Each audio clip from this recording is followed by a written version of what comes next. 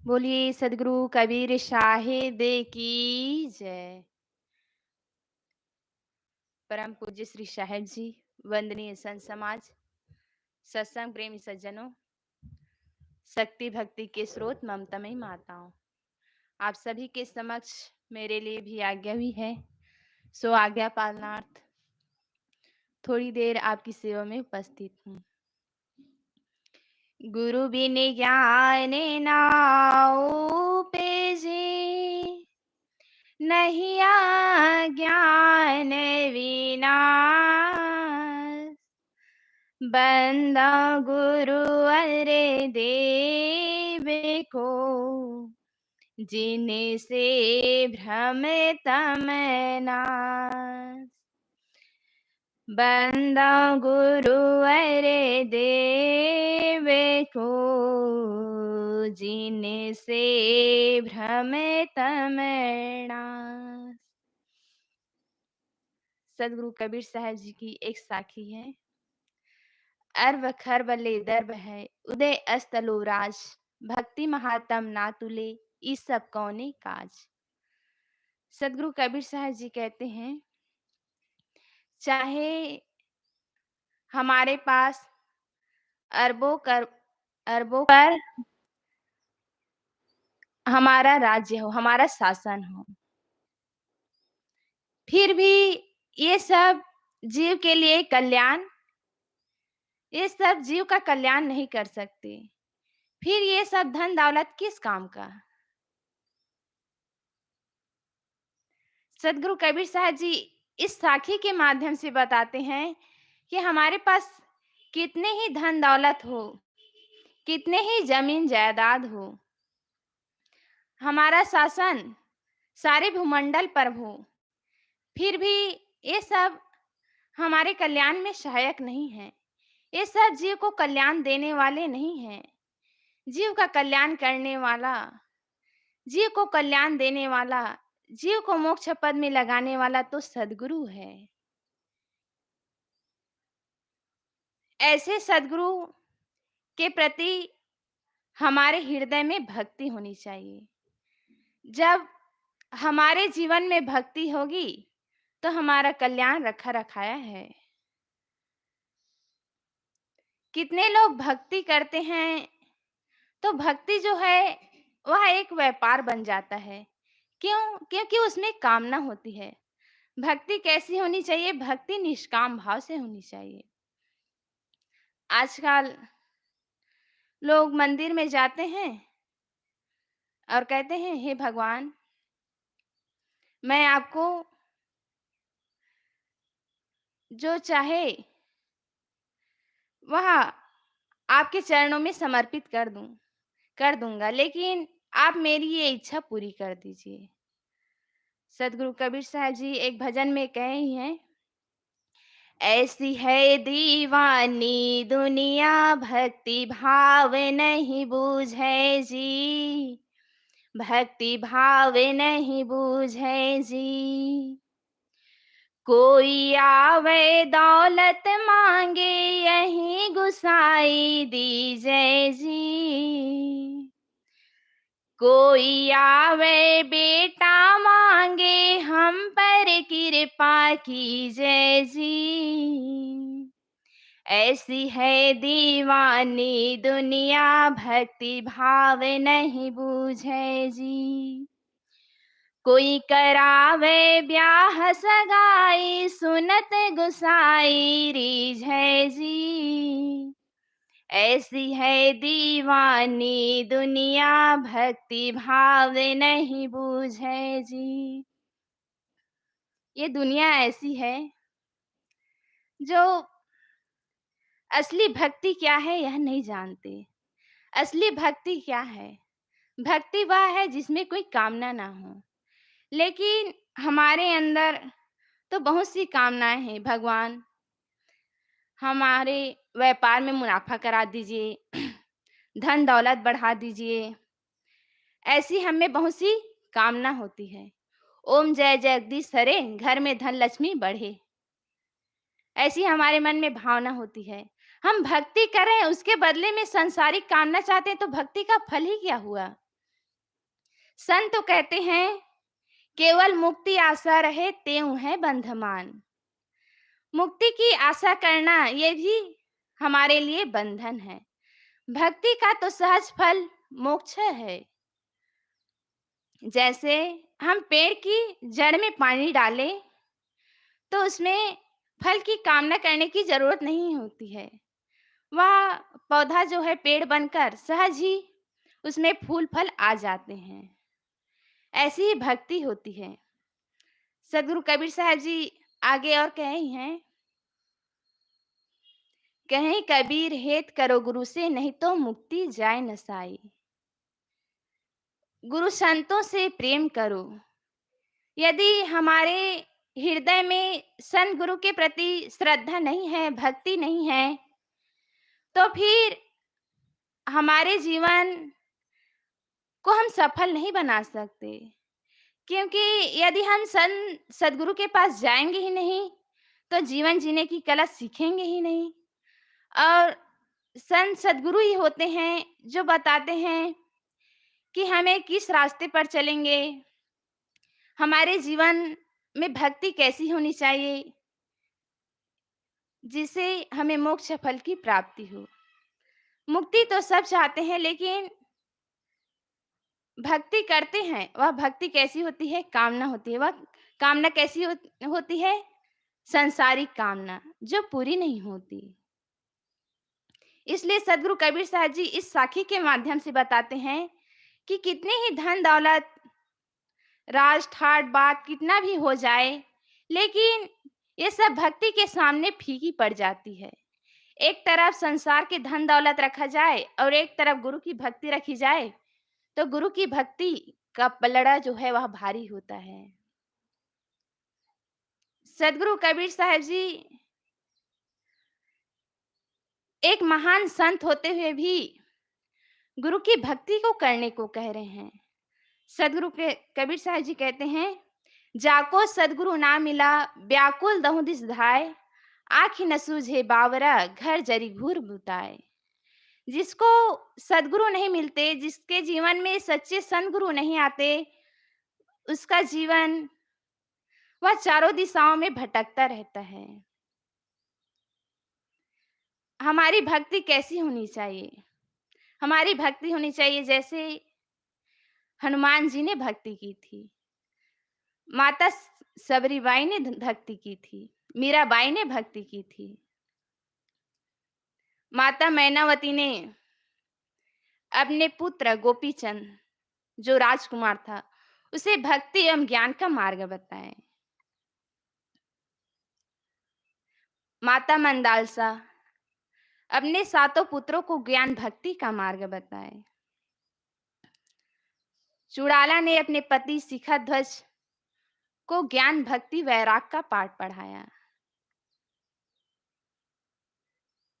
रत्नावली जिसे हम सब जानते हैं, जिन्होंने अपने पति का नाम आज इतिहास में अमर कर दिया, उन्होंने अपने पति को भक्ति का पाठ पढ़ाया। उन्होंने बताया कि जैसे तुम मुझसे इतना प्यार करते हो, यदि तुम यही प्यार, यही श्रद्धा यदि भगवान की भक्ति करते, भगवान में लगाते अपने मन को, तो तुम्हारा बेड़ा पार हो जाता।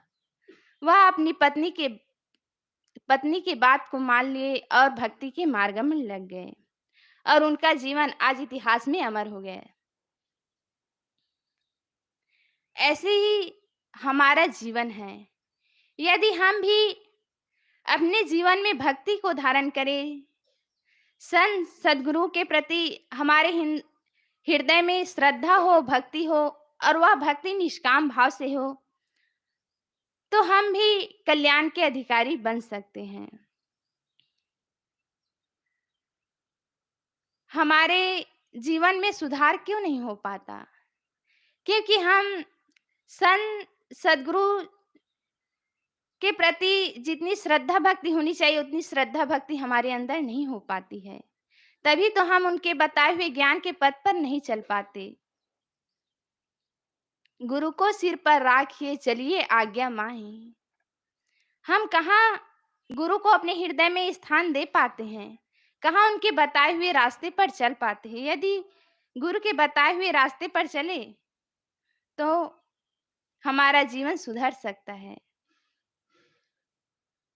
सद्गुरु कबीर साहब जी इसी की ओर संकेत करते हैं। देखा जाता है कि बड़े-बड़े मंदिरों के सामने भिखारी बैठे होते हैं।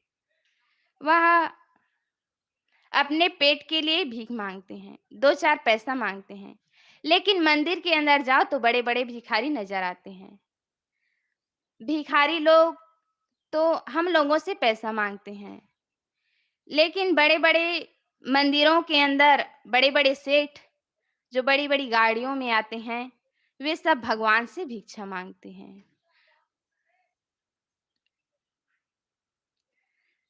भिखारी तो अपने पेट भरने के लिए भीख माँगते हैं, लेकिन सेठ, बड़े-बड़े लोग जो हैं वह पेटी भरने के लिए भिक्षा माँगते हैं। देखें अपने जीवन को। एक बार सद्गुरु कबीर साहब जी के सामने एक जिज्ञासु आया और कहा कि साहेब, आपकी नज़रों में बड़ा कौन है? बड़ा आदमी कौन? कबीर साहब ने कहा, तुम्हारी नज़र में बड़ा कौन है? यदि हमसे पूछते तो हम आज के ज़माने में बताते कि टाटा, अंबानी, बिरला, ये सब बड़े व्यक्ति हैं। लेकिन सद्गुरु कबीर साहब जी ने किसे बड़ा कहा? चाह गई चिंता मिटी, मनवा बे चाह गई चिंता मिटी, मनवा बेपरवाह, जिनको कछु नहीं चाहिए, सोई शहंशाह। जिसको कुछ नहीं चाहिए, जिसकी चाहनाएँ मिट गई है, जिसकी चिंताएँ मिट गई है, वह बड़ा आदमी है। बड़ा आदमी वह है जो किसी से माँगे ना बल्कि दे। तो जिज्ञासु ने कहा कि हम गरीब आदमी, हम किसी को क्या दे सकते हैं? तब सद्गुरु कबीर साहब जी ने कहा कि बड़ा वह नहीं है जिसके पास धन-दौलत हो। बड़ा वह है जो सद्गुरु की भक्ति में लगा हो, जो ज्ञान, वैराग, सत्य के पथ पर चलता हो, जो समाज को कुछ आदर्श दे। कुछ ना हो तो कम से कम मीठी वाणी दे लोगों को। वे बड़ा है जो सत्य के पथ पर चले, जो धर्म के पथ पर चले, वह बड़ा आदमी है। कितने ही इतिहास उठाकर देखे, मदर टेरेसा, वे कितने अमीर थे। वह तो सेवा करके अपने जीवन को महान बनाए। वे दीन दुखियों की सेवा की। उनकी सेवा से लोग प्रसन्न होकर उसे नोबेल पुरस्कार से सम्मानित किए गए। ऐसे ही हमारा जीवन है।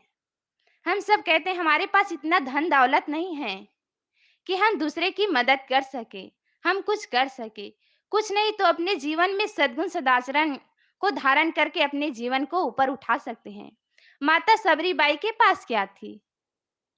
मीराबाई के पास क्या था? वह तो एक सन्यासी का जीवन जिए। मनुष्य धन दौलत से बड़ा नहीं होता, मनुष्य अपने कर्मों से बड़ा होता है। हम भी अपने इतिहास में अपना नाम अमर कर सकते हैं। हम भी अपना नाम इतिहास में अमर कर सकते हैं। ज़रूरत है कि हम सही रास्ते पर चले, ईमानदारी के रास्ते पर चले, सत्य के रास्ते पर चले, गुरु के बताए हुए ज्ञान के पथ पर चले, गुरु की भक्ति में लगे। हम ऐसा जीवन जिए कि लोग हमारे आदर्श को ले सके। हम मर जाएँ तो हमारी चर्चा हो कि अमुक व्यक्ति ऐसा था, हमें भी ऐसा जीवन जीना चाहिए। हर मनुष्य के अंदर अच्छाइयाँ होती है, हर मनुष्य के अंदर बुराइयाँ होती है। हर मनुष्य के अंदर कुछ कला होती है, हर मनुष्य के अंदर कुछ कमियाँ होती है। ज़रूरत है हमें अपनी कमियों को त्याग कर अच्छाइयों को धारण करें, जिससे हमारा जीवन भी ऊपर उठ सकता है। मनुष्य किसका अहंकार करता है? इस झूठे शरीर का, इस शरीर के झूठे नाम का। हम इस शरीर के मिथ्या झूठे अहंकार के झूले में झूल रहे हैं। अहंकार करने की ज़रूरत नहीं है। धन मिला है, संपत्ति मिली है, रूप मिला है, यौवन मिली है, जवानी मिली है। ये सब किसके लिए मिली हुई है? मनुष्य जीवन की सार्थकता है पर सेवा एवं आत्म कल्याण। यदि हम पर सेवा करेंगे तो हम आत्म कल्याण के भागी भी बन सकते हैं। यदि हमारा व्यवहार क्षेत्र शुद्ध होगा तो परमार्थ क्षेत्र भी शुद्ध होगा। अपने जीवन को तराशने का काम करें। जैसे हीरा को तराशने पर वह चमकदार हो जाता है और उसकी कीमत बहुमूल्य हो जाती है, जिसकी कीमत आंकी नहीं जा सकती। इसी तरह हमारा जीवन भी है। यदि हम जीवन में व्यवहार में कहीं उलझे ना, उलझन से बच कर रहे, हम अपने जीवन को ऊपर उठा सके, ऐसा काम करें।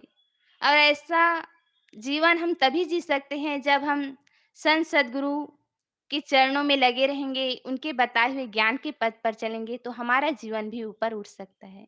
ज़रूरत है संत गुरु के प्रति श्रद्धा रखें, भक्ति रखें और उनके बताए हुए ज्ञान के पथ पर चले। तो मैं कह रही थी सद्गुरु कबीर साहब जी की साखी पर, अर्ब खर्ब ले दर्ब है, उदय अस्तलो राज, भक्ति महात्म ना तुले, इस सब कौने काज। यदि हमारे जीवन में भक्ति नहीं है तो हमारा जीवन व्यर्थ हो जाता है। अपने जीवन में भक्ति को धारण करें। जरूरत है गुरु के बताए हुए ज्ञान के पथ पर चले और अपने हृदय में संत सद्गुरु के प्रति श्रद्धा भक्ति रखे, वो भी निष्काम होकर। बस इतना कहकर मैं अपनी वाणी को विराम देती हूँ। बोलिए सद्गुरुदेव की जय। बोलिए सद्गुरुदेव की जय। अभी हम सब शिलप्रिया साहिब के द्वारा बहुत ही सुंदर विचारों से लाभ ले रहे थे कि हमारे जीवन में भक्ति का क्या महत्व है। हम सब जानते हैं कि भक्ति हम सबके लिए क्यों जरूरी है। इसलिए सद्गुरु कबीर साहिब जी ने भी कहा है, भक्ति निसैनी मुक्ति की, संत चढ़े सब धाय, जिन जिन मन आलस किया, जन्म जन्म पछिताए।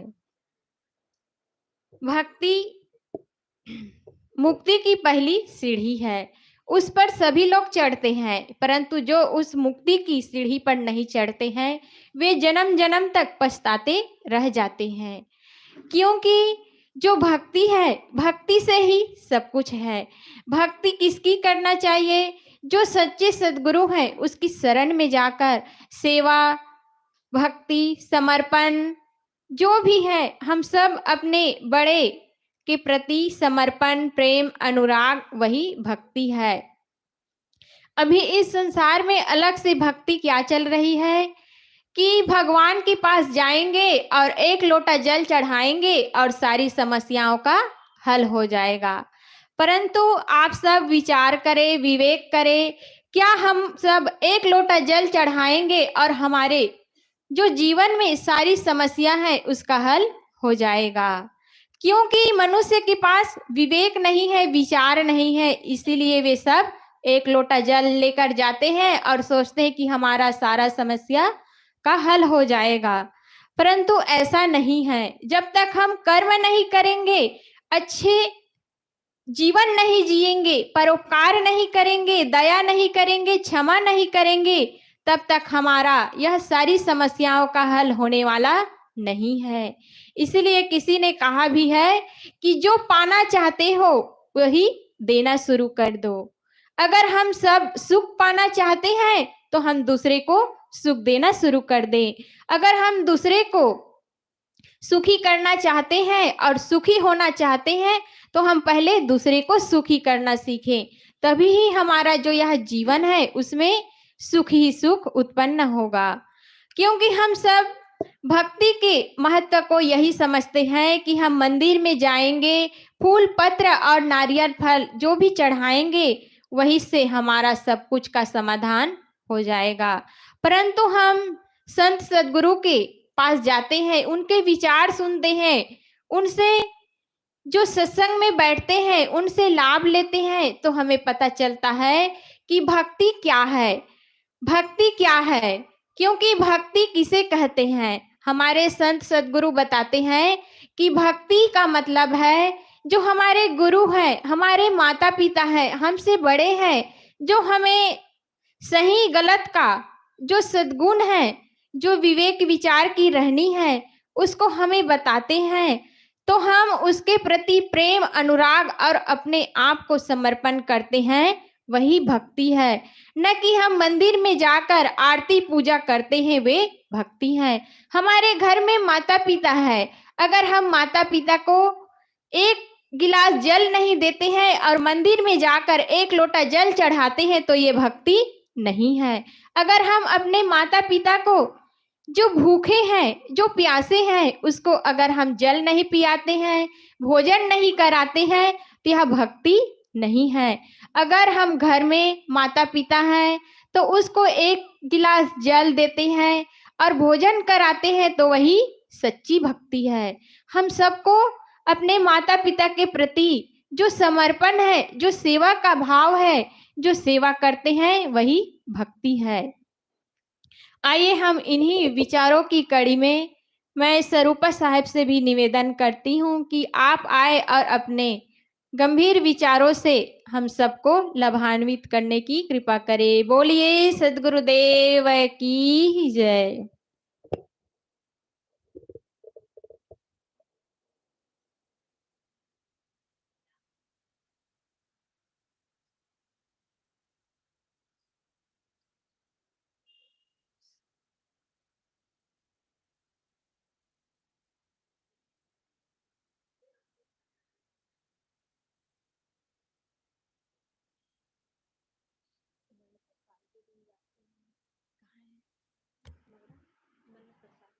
बोलिए सद्गुरुदेव की जय, संत समाज की जय। परम पूज्य साहिब जी, अर्चनी वंदनी संत समाज, श्रद्धा मूर्ति देवियों एवं भक्त सज्जनों, मेरे लिए भी आज्ञा है, सो आज्ञा पालनार्थ आप लोग के समक्ष कुछ विचार प्रस्तुत है। यह तन विष की बेलरी, गुरु अमृत की खान। यह तन विष की बेलरी, गुरु अमृत की खान। शीश दिए जो गुरु मिले, तो भी सस्ता जान। शीश दिए जो गुरु मिले, तो भी सस्ता जान। आप लोग के समक्ष एक भजन पर कुछ विचार। जीभ जो रहती मुख के अंदर, फिर भी बड़ी मकार।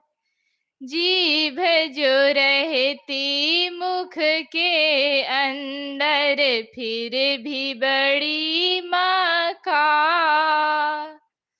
दांतों का फाटक लगवाया, दिन बादर फार। जीभ मेरे जुलुम गुजारे, सैकड़ों घर बिगाड़े। जीभ मेरे जुलुम गुजारे, सैकड़ों घर बिगाड़े। हम सब जानते हैं कि हम मनुष्य खाने में जन्म लिए, क्योंकि 4 खाने तो होती हैं। इसमें मनुष्य को सबसे श्रेष्ठ खाने या सबसे श्रेष्ठ प्राणी माना गया है। इसे श्रेष्ठ, बड़ा, महत्व, प्रमुख क्यों माना गया है? क्योंकि सब प्राणी अपना कार्य करते हैं, खाते हैं, प्रजनन करते हैं, भोग करते हैं, सोते हैं, अपना जीवन बिता देते हैं। एक दिन मर जाते हैं। ऐसे ही हम लोग का जीवन है, लेकिन हम लोग के जीवन में 2 बड़ी विशेषता है। पहला विशेषता है कि हमें सोचने की शक्ति मिली हुई है। हम सोच सकते हैं। हमारे ऊपर डिपेंड करता है कि हम अच्छा सोचें या बुरा सोचें।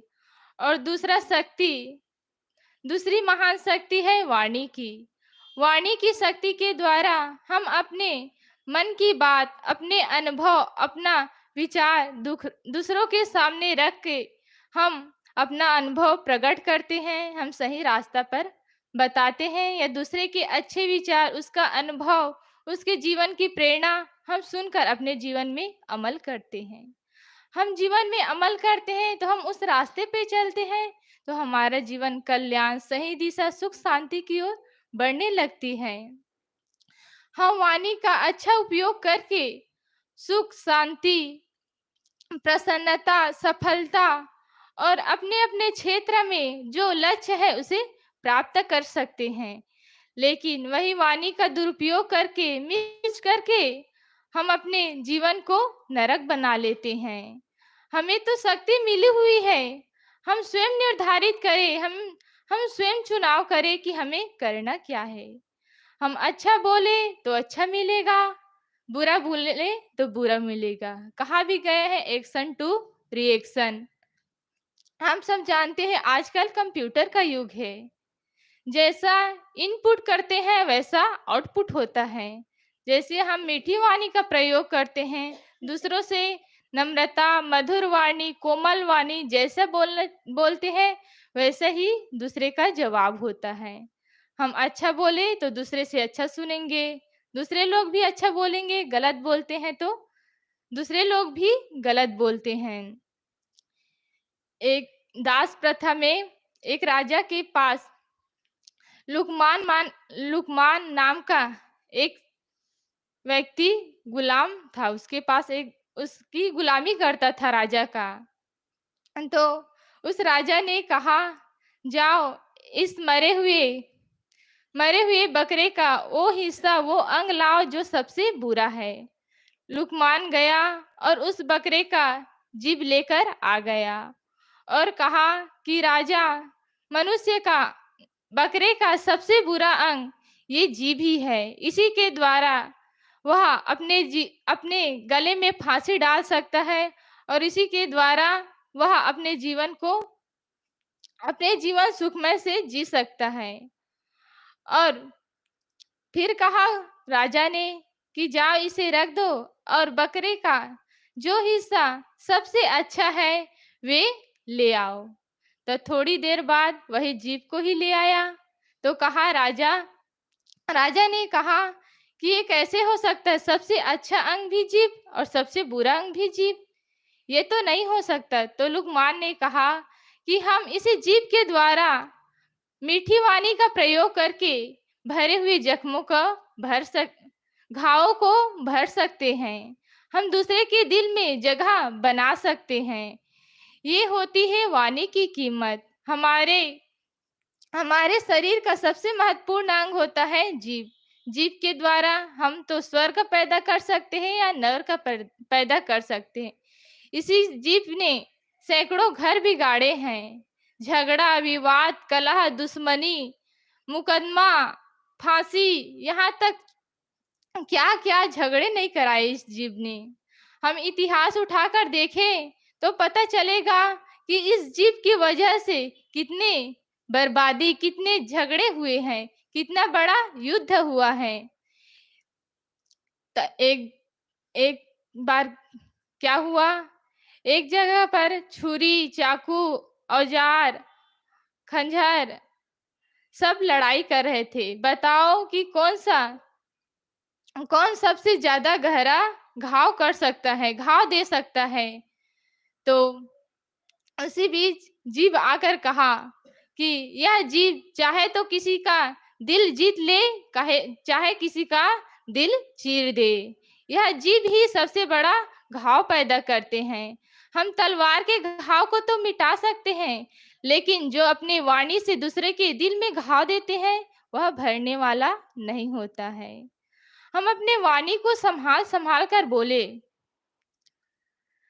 कब बोलना है, क्या बोलना है, कैसे बोलना है, कितना बोलना है, ये सब हम जान जाए तो हमारे जीवन में निखार आ जाएगा। हम सुखी रहेंगे, दूसरों को सुख शांति पहुंचाएंगे। हम सब जानते हैं कि प्रसिद्ध हमारे भारत में दो प्रसिद्ध ग्रंथ है। वह कौन कौन सा है? एक है रामायण, दूसरा है महाभारत। रामायण की घटना पर थोड़ा ध्यान दे तो पता चलता है कि जब राम सीता लक्ष्मण वनवास गए तो उसी बीच पर्णकुटी बनाकर रहने लगे। तो जब हाय हे- मृगा को देखे तो सीता मोहित हो गई और कहे, प्राणनाथ मेरे लिए ये हिरण ला दो। तो राम जी हिरण लाने के लिए उसके पीछे पीछे धनुष बाण लेकर दौड़ने लगे। वह दौड़कर आगे बढ़ गए, जंगल की ओर चले गए। उसी बीच कुछ देर बाद आवाज आई, हे सीते, हे लक्ष्मण। यह सुनकर सीता डर गई, घबरा गई। दूसरी बार फिर आवाज आई, हे सीते, हे लक्ष्मण। उसका दिल बैठा ही बहुत घबराई और कहे कि जाओ लक्ष्मण, अपने भाई को बचा लो। तो लक्ष्मण कहता है कि नहीं भाभी, मुझे भैया ने आपकी रक्षा के लिए मुझे रखे हैं। मैं उसके आज्ञा को नहीं ठुकरा सकता, उसकी आज्ञा का पालन करना मेरा कर्तव्य है। इतना सुन के सीता को गुस्सा आ गई और कहे कि तुम इतने छली, इतने कपटी, अनारिया अपने भाई का शत्रु हो गए हो। और पता नहीं कितने कड़वे शब्दों का प्रयोग किए। लक्ष्मण को ऐसा लगा कि गर्म पिघले लोहे उसके कानों में डाल दिए। वह मजबूर होकर सीता को लक्ष्मण रेखा में बंद कर वह अपने भाई को बचाने के लिए चले गए। और आप सब जानते हैं इसके आगे क्या हुआ। सीता रावण के हाथों पड़ी, रोती रही और राम बन बन भटकता फिरा। एक छोटी सी, एक कड़वी जबान ही सीता और राम के जीवन को तहस नहस करके रख दिया। वैसे ही महाभारत की कहानी हम सब जानते हैं कि जब स्वयंवर हुआ तो द्रौपदी जो है वह अपमान करते रहे। जब वह घर में आई तो उसकी माता ने कहा, तुम 5 पतियों की रानी बन जाओ। यह भी स्वीकार कर लिया। और जब राजसूय यज्ञ हुआ, दुर्योधन आमंत्रित हुए, तो वे जल को थल और थल को जल समझ के टटोलते हुए चलने लगे। इस पर द्रौपदी ने कह दिया, अंधे का पुत्र अंधा। इस एक कड़वी वाणी दुर्योधन के हृदय में घाव बन गया। वह बदले की आग भड़कती गई। और क्या हुआ, द्रौपदी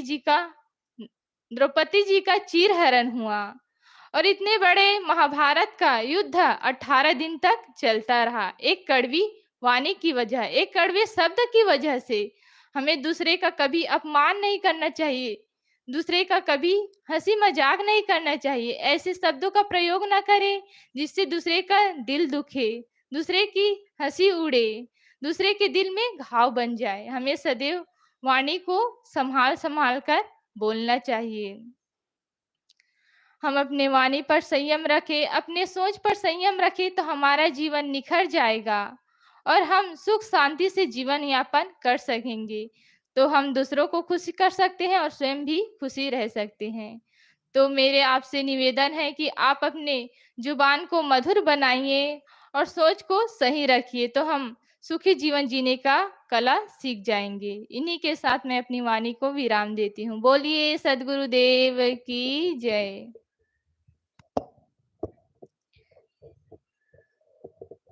बोलिए सद्गुरुदेव की जय। अभी हम सब स्वरूपा साहेब के द्वारा बहुत ही सुंदर विचारों से लाभ ले रहे थे कि हमारे जीवन में शब्द का क्या महत्व है, हमारे जीवन में वाणी का क्या महत्व है। जब हम सुखी जीवन जीना चाहते हैं, सुखी जीवन जीना चाहते हैं और सभी लोग वैसा ही जीना चाहते हैं, परंतु क्या उसके लिए हम सब प्रयास करते हैं या जीना शुरू करते हैं? अगर हम सुखी जीवन जीना चाहते हैं तो सबसे पहले हमें क्या सुधारना पड़ेगा? अपनी वाणी को सुधारना पड़ेगा, अपने शब्द को सँभालना पड़ेगा। इसीलिए सद्गुरु कबीर साहिब जी ने कहा है, मधुर वचन है औषधि, कटुक वचन है तीर।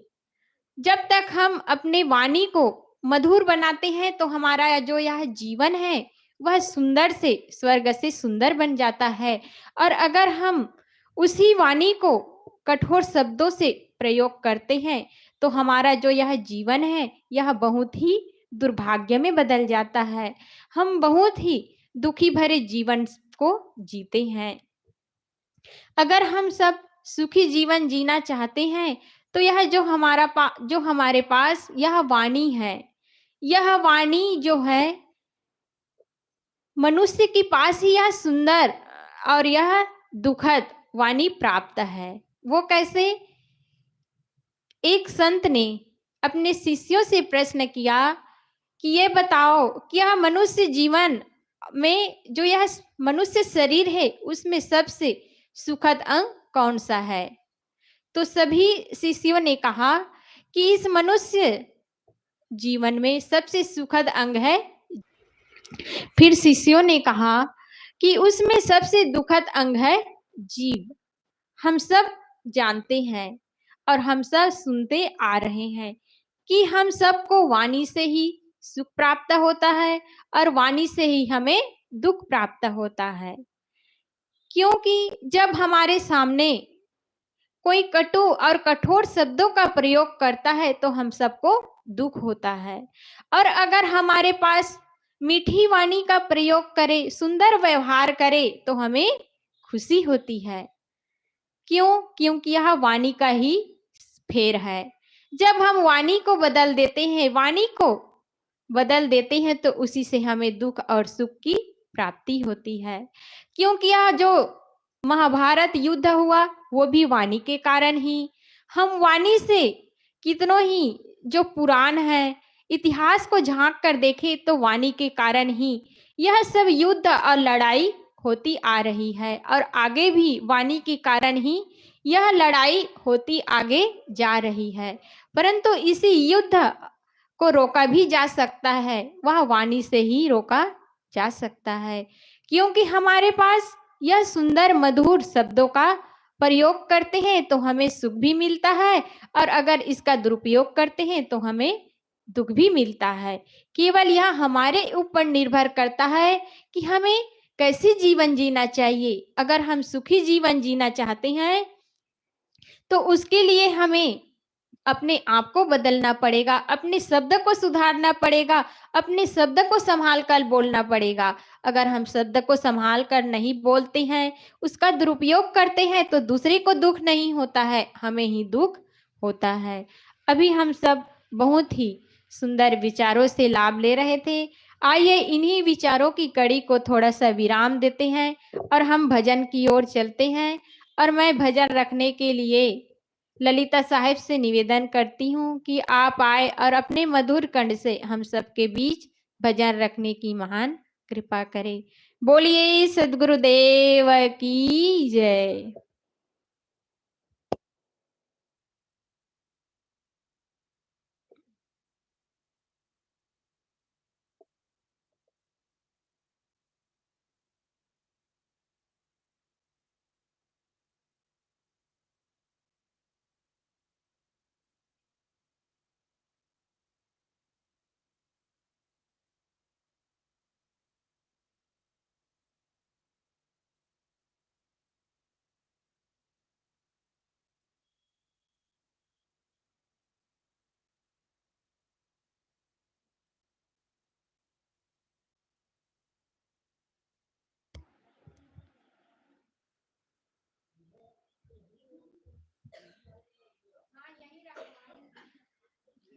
बोलिए सद्गुरु कबीर साहिब की जय, संत समाज की जय, भक्त समाज की जय।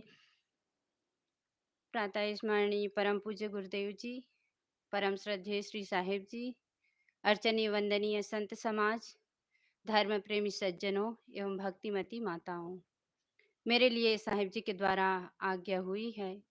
आज्ञा पालनार्थ आप सबके समक्ष भजन प्रस्तुत है।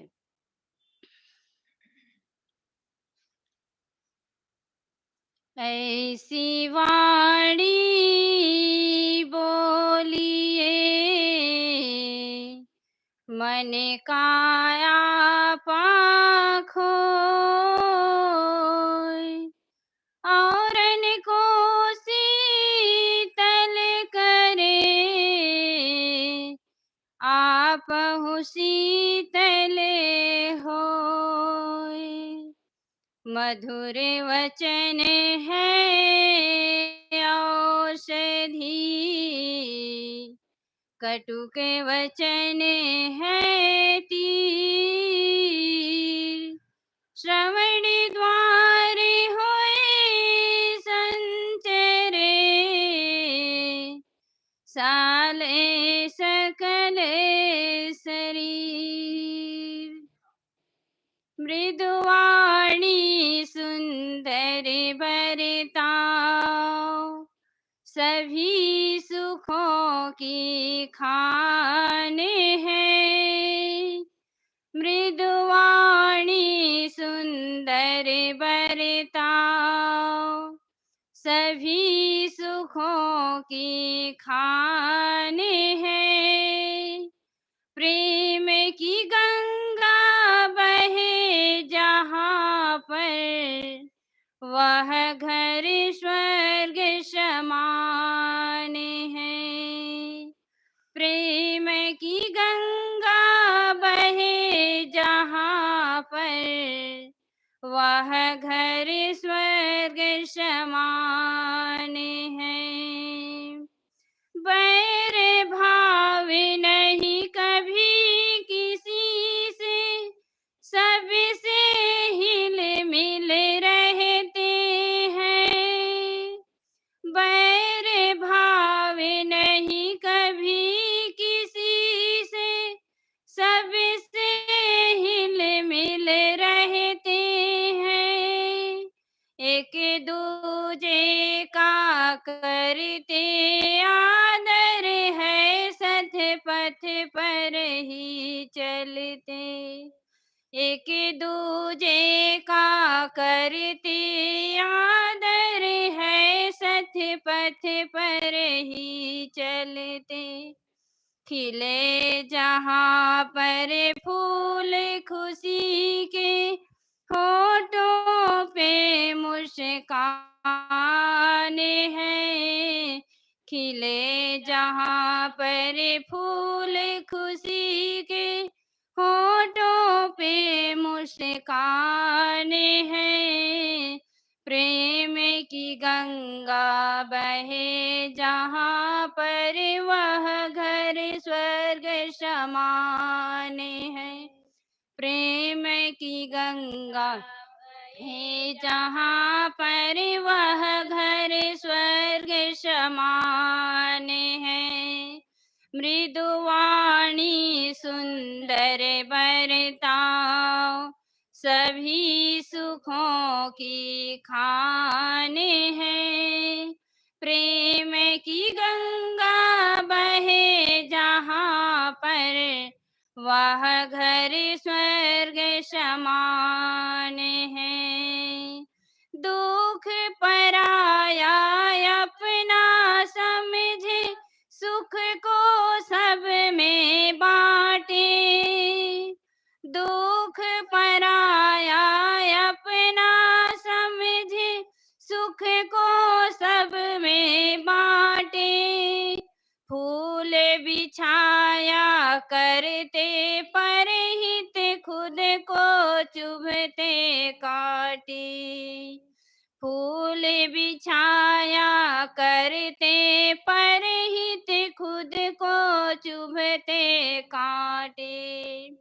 त्याग ही जिसका भूषण है, स्वार्थ का नहीं नाम है। त्याग ही जिसका भूषण है, स्वार्थ का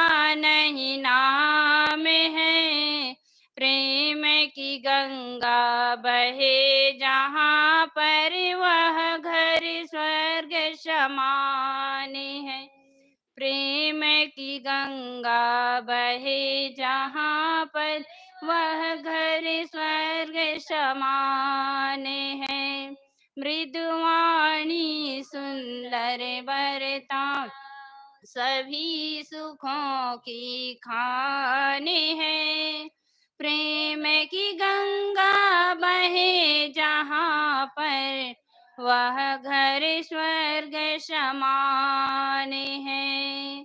होता पाठ प्रेम का निस दिन, पूजा हो सत्कर्मों की।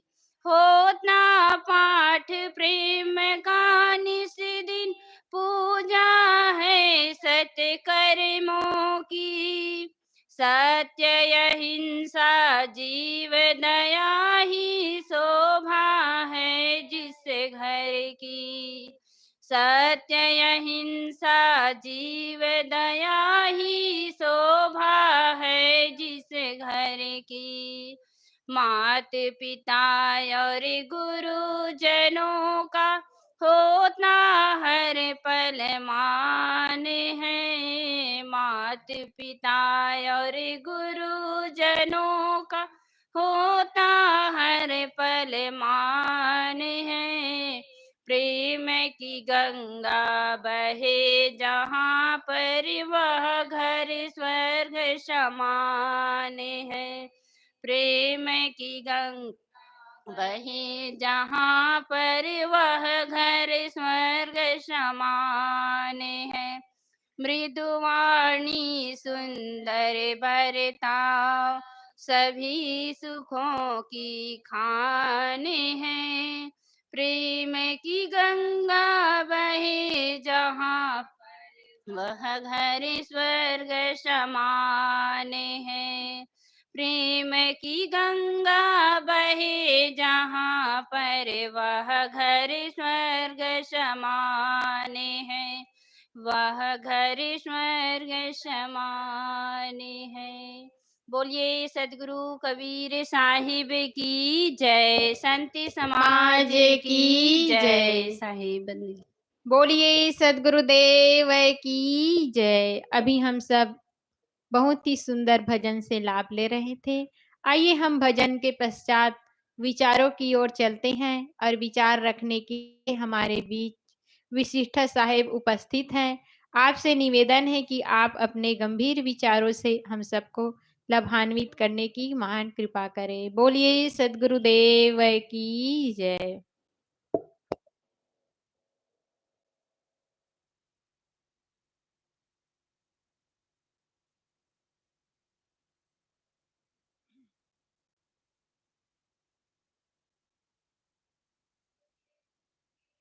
की जय। संत समाज की जय।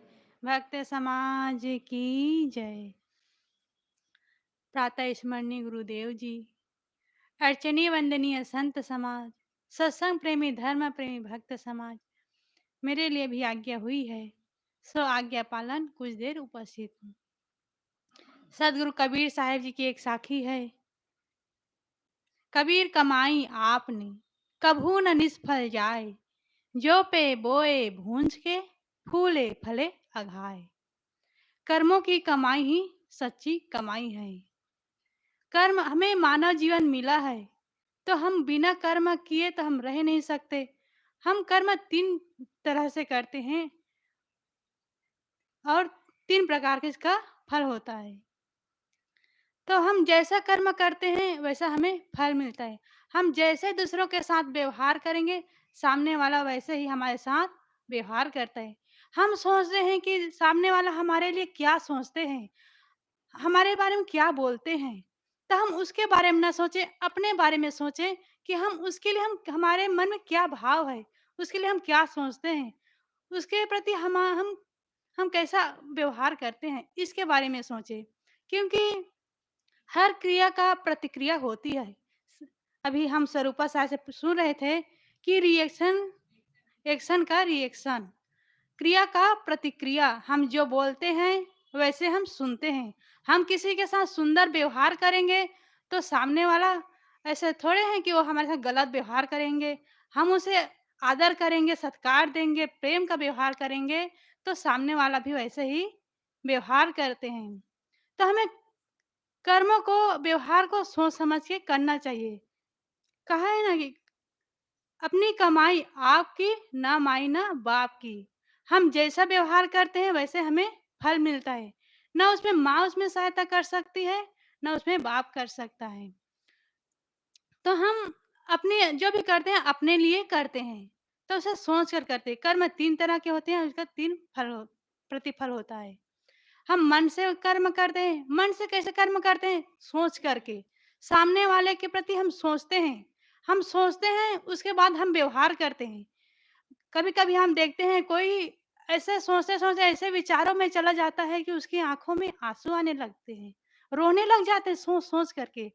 और किसी-किसी को हम देखते हैं कि सोचते सो बाहर से तो कुछ कर नहीं रहे, लेकिन उसके मन में ऐसा विचार चल रहा है कि उस विचार के कारण वह हँसने लगते हैं, मन ही मन में मुस्कुराने लगते हैं। तो सामने वाला देख कर के कहते हैं कि क्यों मुस्कुरा रहे? क्या बात है? तो उसके सोच कारण होता है, कोई सोच करके रोते हैं और कोई सोच करके हँसते हैं। तो हम मन से कर्म करते हैं, वाणी से कर्म करते हैं और इंद्रियों से कर्म करते हैं। हमारा मन अच्छा होगा तो हम अच्छे कर्म करेंगे। हमा क्योंकि ये मन और इंद्रिय एक दूसरे का पूरक है। हम जैसे कर्म करते हैं इसीलिए कहते हैं कि संत गुरु के पास जाओ, सज्जनों की संगत करो, सद्ग्रंथों को पढ़ो, अच्छा सोचो, भजन गाओ। अगर मन गलत सोच रहा है तो मन को भजन में लगाओ। मन को देखें कि क्या सोच रहे हैं।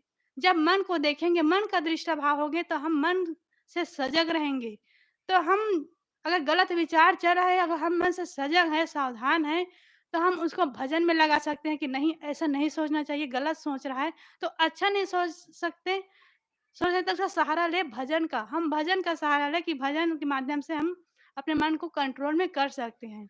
इसलिए हम भजन याद करते हैं कि हम केवल दूसरों को सुनाने के लिए हम भजन नहीं याद करते, भजन नहीं गाते, अपने मन को ठीक करने के लिए, अपने विचारों को ठीक करने के लिए हम, क्योंकि अनादिकाल का संस्कार है, जो बोलते हैं, जो सुनते हैं, जो देखते हैं, वही हम सोचते हैं। तो बोलना, सुनना और देखना तो ये तो जीवन भर रहेगा, लेकिन इसका मन का दृष्टा रहे कि हम ऐसा ना सावधान रहे कि हम ऐसा ना देखें कि बाद में वही विचार चले। इसीलिए संत गुरु कहते हैं कि रात को अगर हम सोने जाएँ तो ध्यान करके सोएँ, ना कि टीवी देख करके, गाना सुन करके, किसी के साथ झगड़ा हो करके, ऐसा काम करके ना सोएँ। क्योंकि हम जैसे ही उठते हैं वह विचार, वह संस्कार हमारे हृदय में रहता है और वही उठते हैं तो वह उजागर होता है, वही याद आता है, वही सोच चलती है। तो हम भजन गाते-गाते सोएँगे, तो वह भजन उड़ते ही वह भजन हमारे मन में आ जाएगा और वह अपने आप हम गुनगुनाने लग जाएँगे। तो ये संस्कार बैठता है हमारे अंदर। तो संत गुरुजन कहते हैं हमें अपने आप हम खुद अनुभव करके देखें कि कैसा मन काम करता है। तो हम मन से कर्म करते हैं, वाणी से कर्म करते हैं और इंद्रियों से कर्म करते हैं। और इसका फल भी होता है क्रियामान, जो हम वर्तमान में करते हैं। क्रियावान, प्रारब्ध और संचित। प्रारब्ध है या हमारा शरीर, जो हम पहले कर्म किए हैं उसके फल स्वरूप हमें यहाँ मानव जन्म मिला है। इसलिए कहते हैं ना, कोई कोई पहले जन्म का जो कर्म होते हैं उसी का फल मिला। कोई गूंगा होते हैं, कोई विकलांग होते हैं, कोई गरीब घर में जन्म लेते हैं, कोई अमीर घर में जन्म लेते हैं। तो इसका प्रारब्ध था, जो अच्छे कर्म किए रहते हैं उसके फलस्वरूप ये हमारे शरीर मिलता है और वैसे हमें माता-पिता मिलता है, हम जैसे कर्म किए रहते हैं। और संचित है जो हमें अभी भोगे नहीं है। जो हम कर रहे हैं वह संचित हो रहा है, इकट्ठा हो रहा है। तो हम इसमें साहब जी बता रहे हैं कि जो पे बोए भूंज के फूले फले अघाए, संचित न करे, संग्रह न करे। तो साहब कहते हैं कि कबीर कमाई आपनी कभू न निष्फल जाए, जो पे बोए भूंज के फूले फले अघाए। तो साहब जी उलटवासी में बात करते हैं। उलटवासी कैसे है? हम बीज बोएँगे तो उसको भूँज करके बोएँगे तो भूँजा हुआ बीज अंकुरित नहीं होता। हम सब किसान हैं, ये सब हमको पता है कि भूँजा हुआ बीज अंकुरित नहीं होता। तो साहब जी उलटवासी में कह रहे हैं कि जो पे बोए भूँज के फूले फले अघाए। अघा करके खूब लहलहाएगी हमारी फसल। और बिना भूँजे बोएँगे, ऐसे ही बो बो देंगे तो वो बीज उगेगा लेकिन वह दुःख देगा।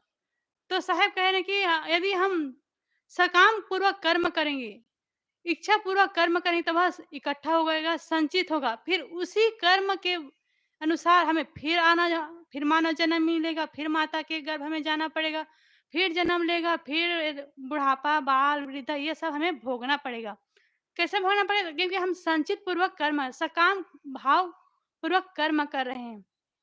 तो हम जीवन में कर्म तो करें तो उसको भूंज के कर्म करें। भूंज कहने के निष्काम भाव पूर्वक, अपने कर्तव्य पूर्वक, कर्तव्य है हम कर रहे हैं। हमें मानव जीवन मिला है। मानव जीवन किस लिए मिला है? क्योंकि यह हमें दूसरों अपने कल्याण के लिए और जितना बन सके हम दूसरों की सेवा कर सके। तो हम सेवा करें तो सकाम भाव पूर्वक ना करें कि हम उसके लिए सेवा कर रहे हैं, हम उसको दे रहे हैं तो सामने वाले हमें भी कुछ दे, अच्छे हमसे व्यवहार करे। कुछ चाहना रख करके काम ना करें। चाहना रख करके काम करेंगे तो उसको फल पाने के लिए तो हमें फिर इस कोई भी जन्म में हमें आना पड़ेगा। जैसे हम कर्म करेंगे वैसे हमें आना पड़ेगा। तो साहब कहते हैं कि यदि बिना भूंजे बोएंगे तो और ये जन्म-मरण के चक्कर में हम चलते रहेंगे। हम आज तक ऐसे ही हम काम करते हैं, सकाम भाव कर्म करते हैं, तो हम इसी आवागमन चक्कर में हम पड़े रहते हैं। तो हम अपने कर्मों को बढ़ाएँ ना, संग्रह ना करें, इकट्ठा ना करें बल्कि संवर करें, फैलाएँ ना, संवर करें, समेटें। जैसे हम कपड़े को समेटते हैं, फैला रहता है, हम 1, 2, 4 कपड़े हैं, उसको हम फैलाने से पूरा कमरा भर हम बिखेर देते हैं, फैला करके। और वहीं 10 कपड़ा है, उसको हम सिमेट करके इकट्ठा करके एक जगह रख सकते हैं।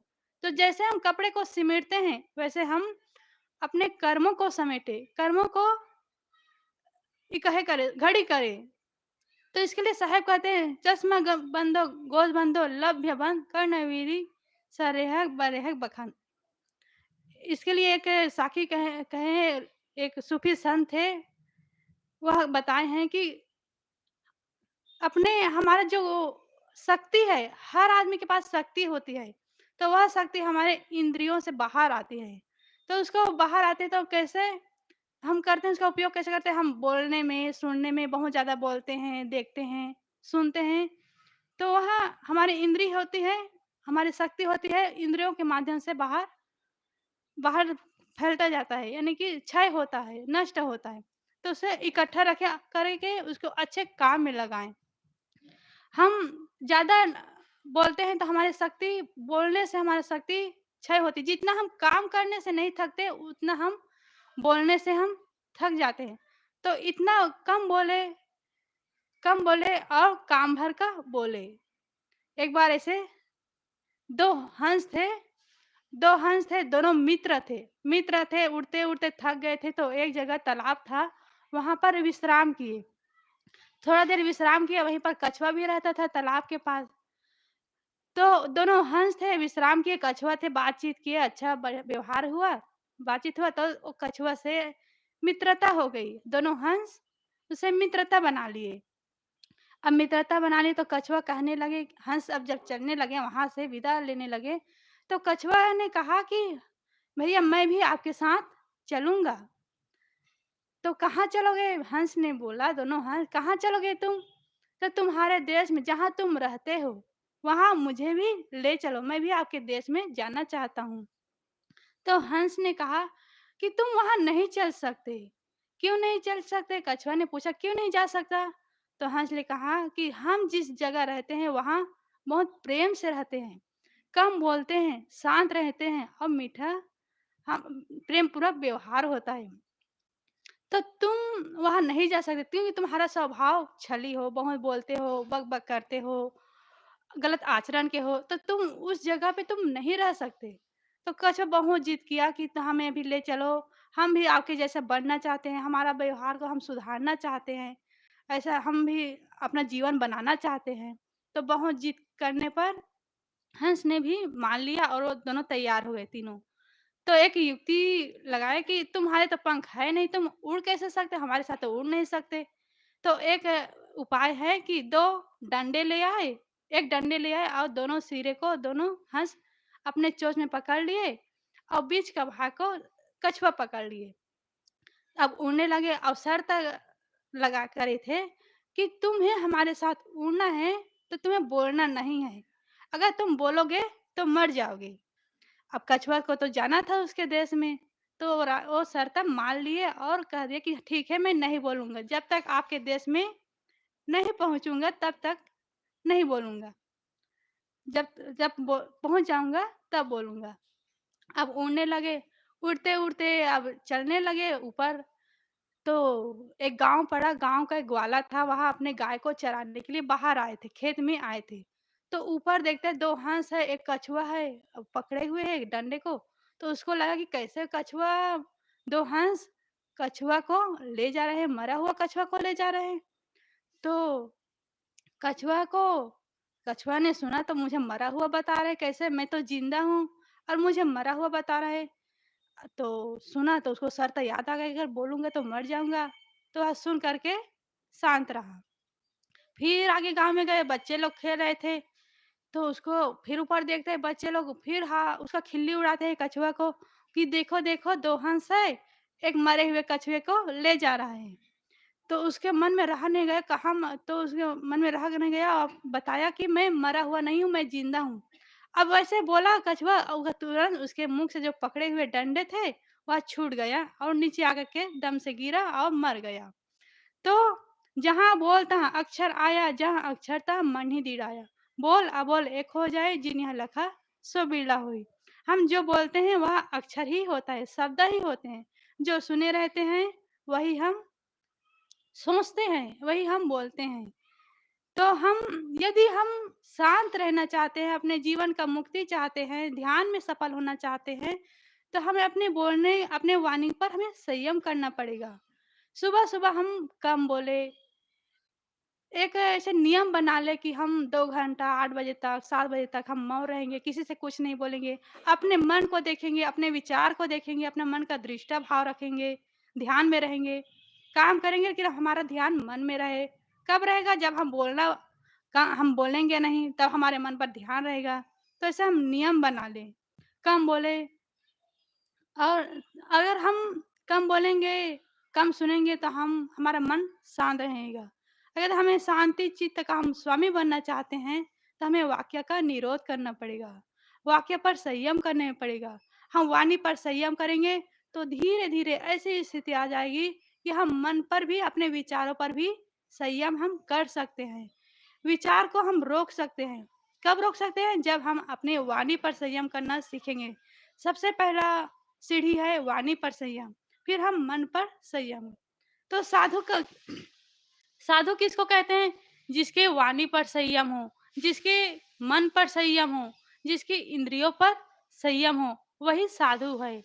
देखे जाते हैं कि वाणी की कटुता के कारण ही कितनी घर-घर में कलह होती है, महाभारत होती है।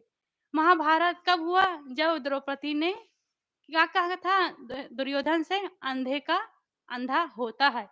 तो वही शब्द जब दुर्योधन के कान में गया तो बदले का भाव, प्रतिशोध का भाव हुआ और महाभारत युद्ध हुआ। कब हुआ? जब वाणी की कटुता के कारण। तो वाणी ऐसा महत्वपूर्ण है। वाणी वाणी से हम कहते हैं बातन हाथी पाइए, बातन हाथी पाँव। यदि आप बोलने का तरीका जानते हो तो आपको हाथी इनाम में मिल सकता है। अगर आप बोलने की कला नहीं है, तरीका नहीं जानते हो, तो आपको हाथी के पैर के नीचे आपके दबा दिए जाएँगे, रौंद दिए जाएँगे। तो बातन हाथी पाइए, बातन हाथी पाओ। तो बातों से हमें हाथी इनाम में मिल सकता है। कब? जब हम बोलने का तरीका जानें। चतुर लोग कौन होते हैं? जिसको बोलने का तरीका होता है। कब बोलना है, कैसे बोलना है, किस तरह से बोलना है। तो ये चतुर जो होशियार लोग होते हैं, वह बोलने का तरीका जानते हैं। तो और धर्म का मूल है सत्य। हम सत्य बोले, सत्य के समान कोई तपस्या नहीं है। जब हम सत्य का साथ नहीं छोड़ेंगे, तो सत्य हमारे साथ नहीं छोड़ेंगे। तो ये सब कारण है। शरीर में कभी रोग हो रहा है तो आप भोजन में का कारण होगा। कुछ उल्टा-सीधा हम खाते हैं तब शरीर में रोग आ जाता है। हम वो सोचने में कोई कमी हो रही है, हमारे मन अशांत है तो उसका कारण होगा सोचना कमी है, सोचने में कुछ गड़बड़ी है, तो हम ऐसा सोचें जो हमें सोचना चाहिए। अपने दृष्टा भाव बनाए, इसी को प्रबल करे, इसी का कमाई करे, यही साधना है। मन का ही कमाई करे, तन का तो कमाई हर मनुष्य करता है, हर इंसान करता है। नहीं करता है फिर भी उसका जीवन की जो आवश्यकता है वह उसे मिल जाते हैं। लेकिन हम वही काम ना करें, मन का दृष्टा भाव रखें, साखी मन का साक्षी रखें, मन का साक्षी बने। साखी आखी ज्ञान की, समुझ देखु मन माही, बिन साखी संसार का झगड़ा छूटत नाही। तो हम साक्षी बने, मन का साक्षी बने। सदगुरु कबीर साहब ने मन का साक्षी बन करके ही ये इतने सारे बीजक, इतने बड़े बीजक का रचना की है। कब की है? जब मन का दृष्टा भाव बने तब। तो हम मन का दृष्टा भाव बने और अपने कर्मों को शुद्ध रखे, पवित्र रखे। यही असली कमाई है, यही असली पूंजी है। अपना भाव पवित्र रखे, हम सबके प्रति अच्छा भाव रखें। तो हम अच्छा भाव कब रखेंगे? जब हम मन का साक्षी बनेंगे। तो मन पर ज़्यादा ध्यान दें। अ, बाहर की चीज़ों पर ध्यान कम, बाहर का चीज़ों का भी ध्यान दें, लेकिन असली कमाई है मन की कमाई। इसकी कमाई करें, यही आध्यात्मिकता है, यही भक्ति है, यही अपने जीवन का तभी सुधार होगा। मन ही मूल है, मन ही को हमें सुधारना है। और इसी के लिए हम सत्संग करते हैं, भजन करते हैं, अच्छे लोगों का संग करते हैं, मन हमारे सुधरे, हमारे कर्म अच्छा सुधरे, हमारे हम जो जो हमारे संस्कार है वह अच्छा हो, इसीलिए हम सब करते हैं। तो मैं कह रही थी सदगुरु कबीर साहब की साखी पे, कबीर कमाई आपने कभू न निष्फल जाए, कभी निष्फल नहीं जाएगा, जो करेंगे सो भरेंगे। आध्यात्मिकता की खेती में हम काम करते हैं तो फसल होगा कि नहीं होगा, तो प्रकृति पर निर्भर करता है कि कभी पानी ज़्यादा गिर गया, कभी नहीं गिरा, कभी और कुछ होगा, बीमारी लगे, तो ये तो प्रकृति पर है। लेकिन आध्यात्मिकता की कमाई ऐसी है, कभी ना निष्फल जाए। यदि हमें साधना कर रहे हैं, यदि इसमें सफलता नहीं मिल रही है, तो इसका कारण है। तो हम कारण को हम ढूँढें, क्या कारण है, और उस कारण को जानें, उस कारण को हम दूर करें और अपने काम पर सफल हो। कबीर कमाई आपनी कभू न निष्फल जाए, जो पे बोए भूँज के फूले फले अघाए। यदि हम निष्काम भाव कर्म करेंगे, कर्तव्य भाव से कर्म करेंगे, और जो भी करें अपने लिए कर्म कर रहे हैं, अपने लिए कर रहे हैं, ऐसा भाव रख कर के करेंगे, तो हमारा जीवन ज़रूर सफल होगा और अपनी साधना में हमें ज़रूर सफलता मिलेगी। बस इन्हीं शब्दों के साथ मैं अपनी वाणी को विराम देती हूँ। बोलिए सद्गुरु देव की जय। बोलिए सदगुरु कबीर साहेब की जय। अभी हम सब विशिष्ट साहेब के द्वारा बहुत ही सुंदर विचारों से लाभ ले रहे थे कि हमारे जीवन में कर्म का क्या महत्व है, क्योंकि हम सभी जानते हैं कि जो जैसा करता है उसको वैसा फल मिलता है। आइए इन्हीं विचारों की कड़ी में मैं विनम्रता साहेब से निवेदन करती हूँ कि आप अपने गंभीरमय विचारों से हम सबके बीच अपना विचार रखने की महान कृपा करें। बोलिए सद्गुरुदेव की जय।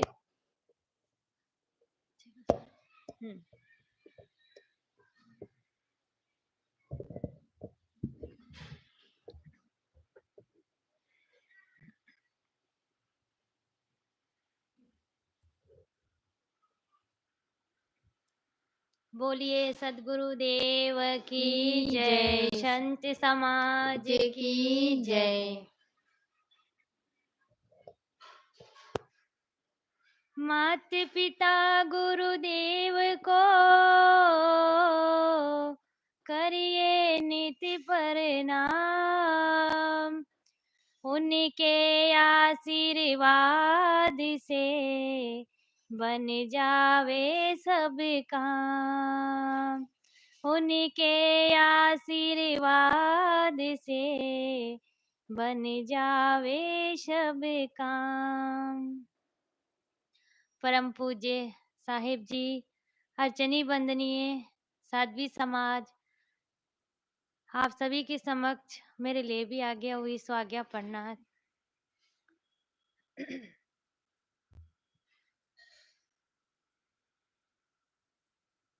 हम सभी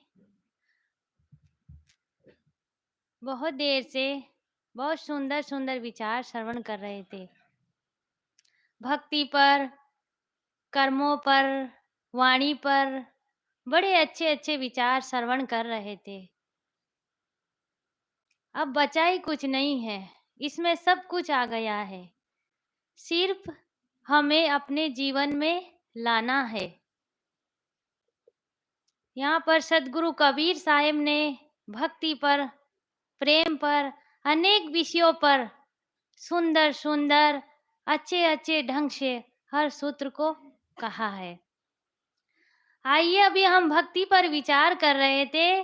सद्गुरु कबीर साहिब ने भक्ति किसकी करनी चाहिए, कैसी कैसी होनी चाहिए और किसकी करे, इस पर उन्होंने कहा है, कबीरन भक्ति बिगारिया, कंकर पत्थर दोय, अंतर में विसरा के अमृत दाइन खोए। संत सम्राट सद्गुरु कबीर साहिब ने भक्ति के माध्यम से यहाँ पर कहा है कि लोग कंकर पत्थर आदि को धो पहुंचकर भक्ति का स्वरूप को ही नष्ट कर दिया, भक्ति के स्वरूप को नष्ट कर दिया और अपने अंदर में, अपने मन, अपने अंदर में जड़ अध्यास का, अपने अंदर में जड़ अध्यास का विष रख लिया और स्वरूप विचार अमृत को नष्ट कर दिया। सद्गुरु कबीर साहिब कहते हैं कि लोग भक्ति करते हैं, अनेक प्रकार की भक्ति करते हैं। बार देवी देवता ईश्वर आदि की भक्ति करते हैं, रात रात भर जागरण करते हैं और जागते हैं, नाचते कूदते हैं, अनेक प्रकार की भक्ति करते हैं। लेकिन सद्गुरु कहते हैं कि भक्ति देह हिलाए भक्ति नहीं होई। देह हिलाने से, अनेक कर्म कांड करने से भक्ति नहीं होती। भक्ति का मतलब होता है अपने अंदर के जड़ अध्यास विकारों को दूर करना, अपने अंदर के गलत विचारों से दूर रहना, गलत वाणी का प्रयोग न करना और गुरु के प्रति सच्ची समर्पण भावना, इसको भक्ति कहा है। कामी क्रोधी लालची इनसे भक्ति न होए और भक्ति करे कोई सूरमा, जाति वर्ण कुल खोए। संत सम्राट सद्गुरु कबीर साहब कहते हैं कि कामी, क्रोधी, लालची ये भक्ति नहीं हो सकती। कामी होगा संसार के प्रति और क्रोधी, जिसके अंदर क्रोध है वो क्या भक्ति करेगा? भक्ति कौन करेगा? भक्ति करे कोई सूरमा, जाति वर्ण कुल खोए। कोई सूरवीर होता है जो मन की निर्मलता, पवित्रता ऐसा जीवन जीता है, वही भक्ति कर सकता है। भक्ति में इतनी शक्ति है कि वह मुक्ति तक पहुंचा देती है। भक्ति जहाँ प्रवेश करती है वहाँ तो सफल हो जाते हैं। भक्ति जब भोजन में प्रवेश करती है तो भोजन प्रसाद बन जाता है। भक्ति जब भूख में प्रवेश करती है तो भूख व्रत बन जाती है और भक्ति जब पानी में प्रवेश करती है तो पानी चरना अमृत बन जाते हैं और भक्ति जब सफर में प्रवेश करती है तो तीर्थ यात्रा बन जाती है और भक्ति जब किसी घर में प्रवेश करती है तो घर मंदिर बन जाता है और भक्ति जब किसी कार्य में प्रवेश करती है तो कार्य कर्म बन जाता है और भक्ति जब किसी व्यक्ति में प्रवेश करती है तो व्यक्ति मानव बन जाता है। तो भक्ति इतनी उत्तम है, सर्वोपरि है।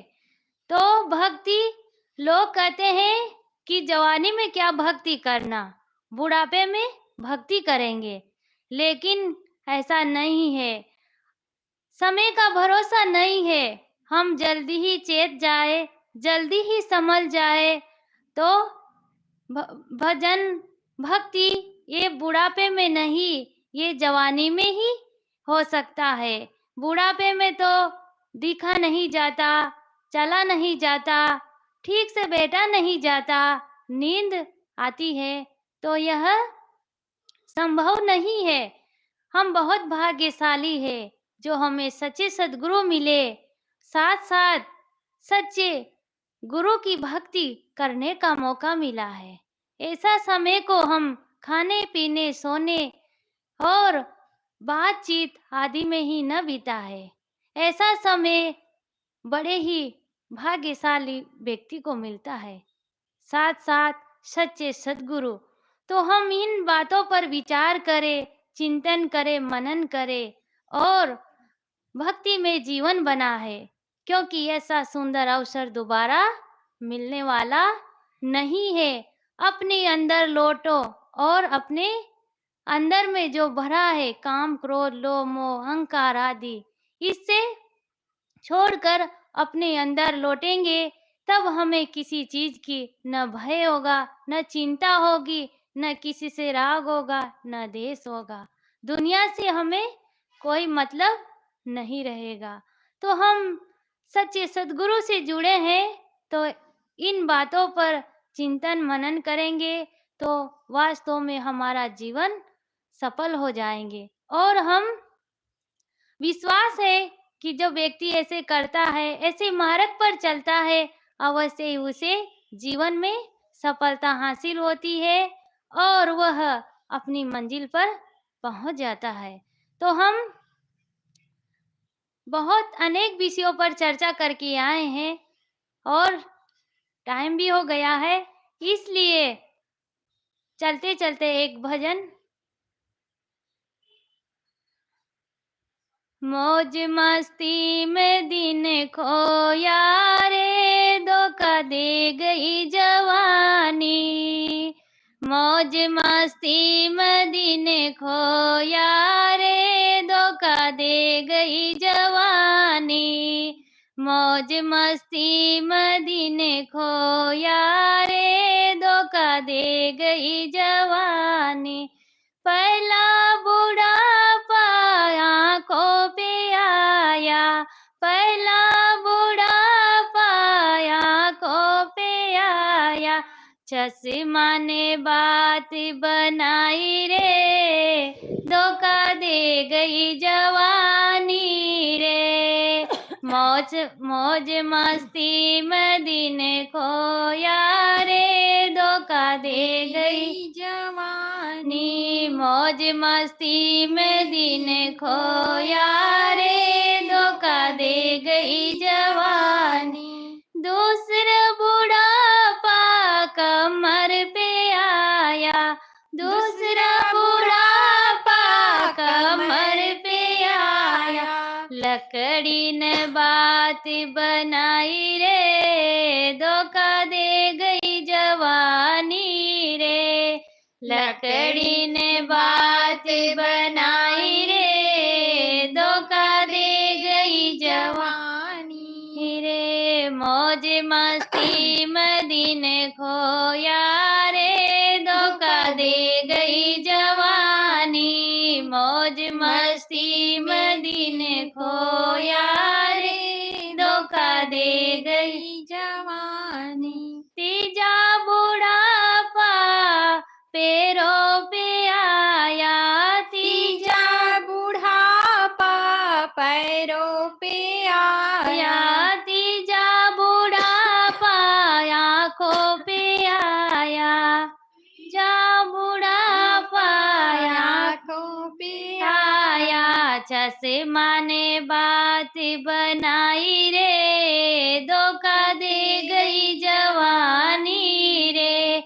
मौज मस्ती में दिन खोया रे, धोखा दे गई जवानी। चौथा बुढ़ापा दांतों पे आया, चौथा बुढ़ापा दांतों पे आया। 32 ने बात बनाई रे, धोखा दे गई जवानी रे।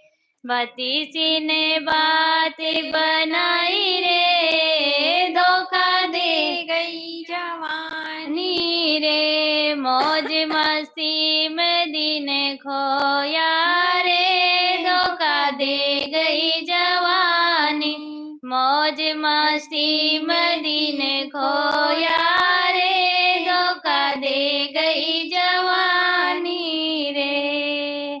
बोलिए सद्गुरुदेव की जय, संत समाज की जय। वंदन है गुरुदेव तुमको, वंदन है गुरुदेव। काल जाल के फंदा बारी, काल जाल के फंदा बारी, परख लखाया बेव तुमको, परख लखाया बेव तुमको। वंदन है गुरुदेव, वंदन है गुरुदेव तुमको, वंदन है गुरुदेव। वेद शास्त्र सबे खोजते हारे, वेद शास्त्र सबे खोजते हारे, मर्म न जानत केव तुमको, मर्म न जानत केव तुमको। वंदन है गुरुदेव, वंदन है गुरुदेव तुमको, वंदन है गुरुदेव। गुरु समान और को दाता, गुरु समान और को दाता, ताकि करिए सेव तुमको, ताकि करिए सेव तुमको। वंदन है गुरुदेव, वंदन है गुरुदेव तुमको, वंदन है गुरुदेव। साहिब कबीर अभय पद दाता, साहिब